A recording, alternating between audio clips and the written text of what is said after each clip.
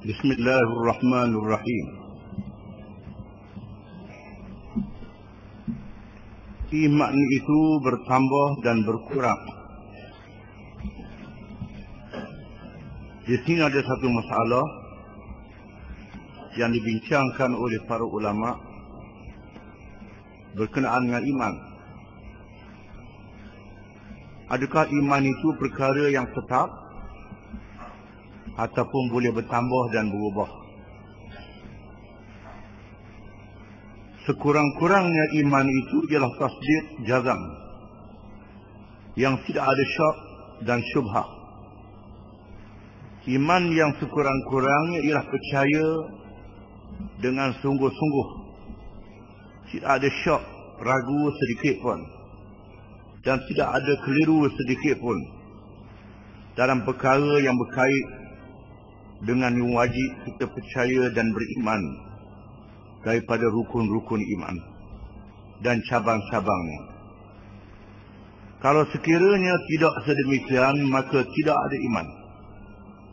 Maknanya sekiranya iman itu tidak putus kerana ada syak, ada ragu ataupun ada keliru, maka iman itu tidak betul. Iman yang betul mestilah tidak ada syak dan ragu sedikit pun. Kerana Allah Subhanahu wa taala berfirman, "Innamal mu'minuna alladhina amanu billahi wa rasulihi thumma lam yartabu." Suratul Hujurat ayat 15. Maksudnya, sesungguhnya orang-orang yang beriman hanyalah orang-orang yang beriman kepada Allah dan Rasul-Nya. Kemudian mereka tidak ragu-ragu. Ayat ini menjelaskan kepada kita bahawa iman itu ialah percaya kepada Allah dan Rasul-Nya, dan semua perkara yang dinyatakan oleh Allah dan dibawa oleh Rasul-Nya Nabi Muhammad sallallahu alaihi wasallam, dan tidak ragu sedikit pun. Sekiranya ada keraguan dalam perkara yang dinyatakan oleh Allah dan dibawa oleh Rasul-Nya Nabi Muhammad sallallahu alaihi wasallam, maka iman itu tidak sah. Di antara dalilnya juga ialah firman Allah Taala, "Fala wa rabbika la yu'minun hatta yuhakkimuka fima shajara bainahum ثم لا يجدوا في أنفسهم حرجا مما قضيت ويسلموا تسليما." Yang bermaksud, maka tidak, demi Tuhanmu mereka tidak beriman sehinggalah mereka menghakimkan engkau, wahai Muhammad sallallahu alaihi wasallam, dalam apa-apa perkara yang menjadi perselengkahan, perbalahan, perselisihan di kalangan mereka.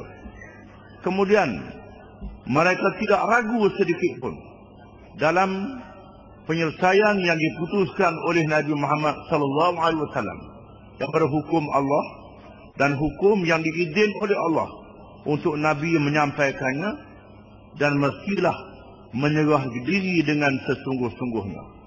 Maknanya, sekiranya ada ragu terhadap hukum-hukum Allah, maka imannya tidak sah. Jika sekiranya terdapat syak, maka ini bermakna nifaq. Kalau ada syak dalam iman, ragu dalam iman, percaya ke tak percaya ke, belah bagi, maka itu adalah sifat munafik. Firman Allah Subhanahu wa taala, "Fi qulubihim marad." Fi qulubihim marad. Suratul Baqarah ayat 10. Maksudnya, di dalam hati mereka ada penyakit. Ayat ini menyatakan sifat-sifat orang-orang munafik.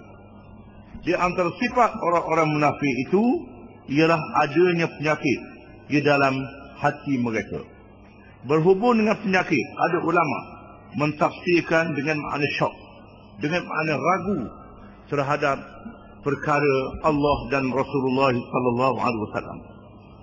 Perlu diterangkan bahawa syak itu bukannya waswas, dan waswas tidak boleh dianggap syak kerana ianya dibawa oleh syaitan dan hati kita menolaknya, seperti seseorang yang diajak menjadi kafir atau dituduh menjadi kafir sedangkan dia tidak menerima kekufuran itu. Di mana syak lain dengan waswas. Waswas ialah bisikan syaitan yang mari dalam fikiran dan hati seseorang. Yang mari silap dalam hati. Jadi kafir, mari silap dalam hati. Lepas tu dia sedar balik. Dia ingat balik. Lalu dia tolak. Ini bukan syok. Itu adalah waswas yang dibawa oleh syaitan. Di mana perbezaan di antara syok dan waswas. Syok ialah keraguan yang terus menerus yang ada dalam hati sepanjang masa. Tidak ada penolakan.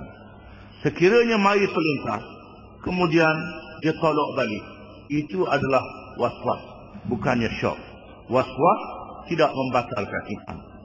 Firman Allah Subhanahu wa taala, "Innal ladzina ittaqaw idza massahum ta'ifun minasy-syaitani tadhakkaru fa idza hum mubsirun." Suratul A'raf ayat 201. Maksudnya, sesungguhnya orang-orang yang bertakwa, bila mereka ditimpa waswas dari syaitan, mereka ingat kepada Allah, maka ketika itu juga mereka melihat kesalahannya. Maknanya di antara sifat orang-orang yang bertakwa itu ialah orang-orang yang bila ada waswas di dalam hatinya, dia sedar balik, kemudian dia tolong. Maka orang yang waswas jangan rasa pusing. Yang penting dia kena lawan, dia kena berjihad menentang waswas itu, di mana berjihad menentang waswas diberi pahala oleh Allah Subhanahu wa taala. Bila mari perasaan yang tidak baik, lepas tu dia lawan, dia sedar balik. Mari pula dia sedar balik, mari pula dia sedar balik. Itu adalah sifat orang yang bertakwa kepada Allah Subhanahu wa taala. Sekiranya mari waswas, pakai ikut pakai percaya waswas itu, maka itu merosakkan iman dia. Sekiranya mari waswas, dia sedar balik, dia tolak, itu menandakan orang yang bertakwa kepada Allah Subhanahu wa taala. Bahkan para ulama menyatakan bahawa bila ada waswas di dalam hati, gangguan syaitan, menandakan orang itu ada iman. Kalau sekiranya orang itu tak ada iman, maka syaitan tak payah ganggu lagi. Kerana dibandingkan dengan rumah yang ada harta banyak, orang pun akan berpusing mencari jalan untuk masuk dalam rumah. Begitulah hati yang iman, maka syaitan akan berusaha untuk memunahkan iman, maka dia lawan. Ini termasuk dalam perkara jihad di dalam hati, jihad rohani yang diberi pahala oleh Allah Subhanahu wa taala.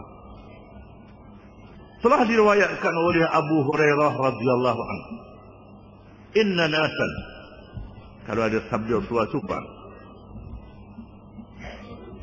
Telah diriwayatkan oleh Abu Hurairah radhiyallahu anhu, "Inna nasan min ashabi Rasulillah sallallahu alaihi wasallam sa'aluhu, inna najidu fi anfusina ما يتعاظم أحدنا أن يتكلم به.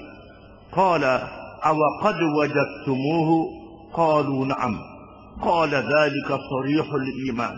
وفي رواية الحمد لله الذي رد كيده إلى الوسوسة.